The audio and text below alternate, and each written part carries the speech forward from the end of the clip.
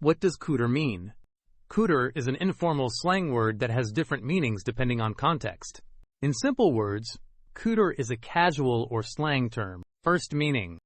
Cooter can refer to a type of freshwater turtle found in the United States. For example, the river is home to many cooters and other turtles. In this meaning, cooter is simply a turtle. Second meaning.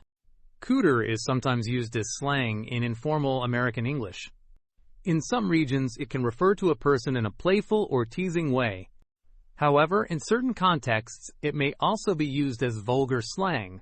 Because of this, the word should be used carefully. It is not considered formal or polite in many situations. Here are example sentences for safe usage. We saw a cooter swimming near the lake. The park protects native cooters. In simple terms, cooter is an informal word that can mean a freshwater turtle, but it may also have slang meanings depending on context. Easy way to remember, cooter often means a turtle, but it is slang.